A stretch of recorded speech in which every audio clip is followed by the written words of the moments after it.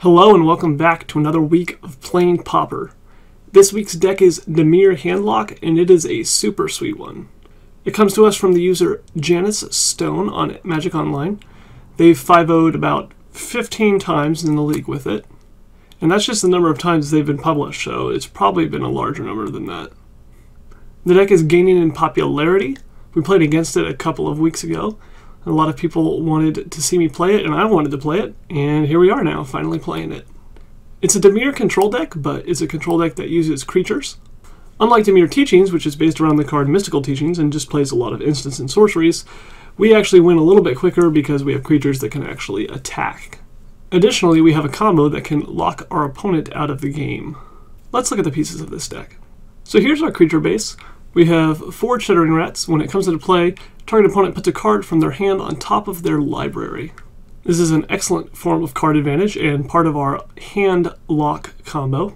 We also have 4 Seagate Oracle, an efficient blocker, and a cast a sleight of hand for free, 2 Archaeomancer to get back one of our many removal spells or draw spells, and 4 Muldrifter because it's the best blue card ever.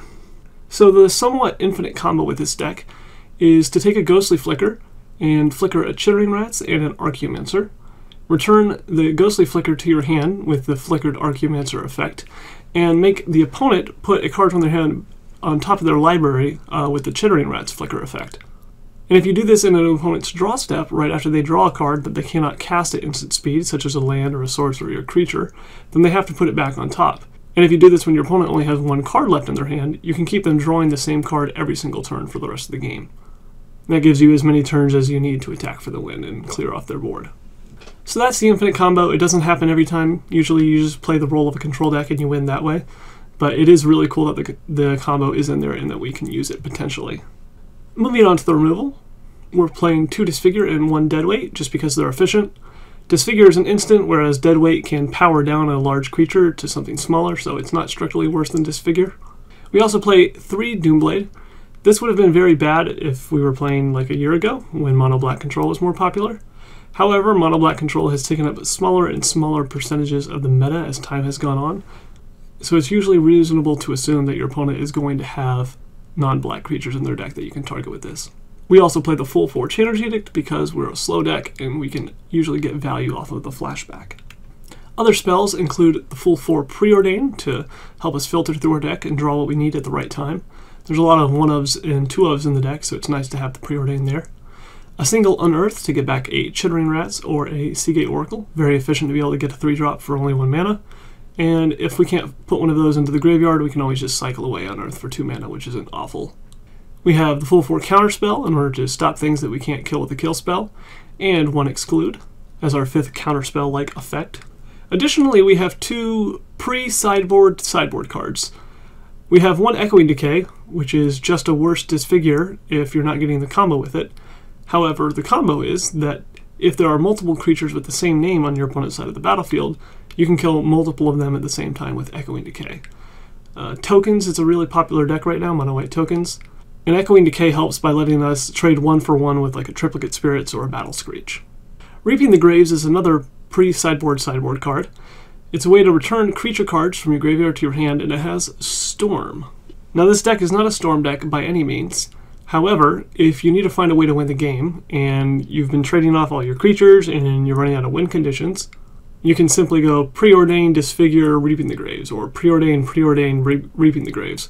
Or, since Reaping the Graves is an instant, you can make use of your opponent casting a spell or 2 and then cast Reaping the Graves. Especially in a control versus control match, it's very nice because your opponent has to counterspell each of the individual targets if they want to counterspell the Reaping the Graves, since it makes different copies. So it's a great way to refill your hand in a resilient way, so long as your graveyard isn't being removed. And lastly, we have the 2 Ghostly Flicker, which are great with all of our creatures in our deck: Chittering Rats, Seagate Oracle, Archaeomancer, or Muldrifter. For our untapped lands, we have 6 Island, 5 Swamp, and 1 Radiant Fountain. We do have intensive colors of mana cost on our deck, such as the Chittering Rats costing 1 black while the counterspell costs blue. So the Radiant Fountain does come at a cost to put it in our deck. However, as we'll see on the next slide, we have 4 Dismal Backwater, which is great, and 4 Dimir Aqueduct. And this is the reason why we have the singleton Radiant Fountain, because that Dimir Aqueduct can make us be able to pick up that Radiant Fountain and play it multiple times. And being in blue-black, there are really not many other good life gain options. You could play Crypt Incursion since this is such a heavy control deck if you wanted to, but I'm not sure what you would cut for it. Additionally, we have a Singleton Barrenmoor and Lonely Sandbar if we get land flooded, and we'd like to cycle them away for cards. In the sideboard, we have some more counter magic. 1 Dispel for instants of all kinds, 4 Hydroblast for red spells and red permanents, 2 Relic of Progenitus against control decks to get rid of their graveyard, 3 Nausea, which is functionally identical to Shrivel, which is good against token decks, 3 Stormbound Geist, which is great against Mono Blue Delver, and also control decks that just want to play a lot of removal, and 2 Deep Analysis. This is another card you can board in when you're frantically taking out all of your removal versus a creatureless or very creature-light deck. Anyway, that's it for the deck. Lots of really sweet cards in it. Really sweet combo of being able to lock a single card on top of your opponent's deck and make them redraw that same card for forever and never get to get through their deck again. And I'm really excited about taking it into a league. Anyway, let's get to the matches and see how we do.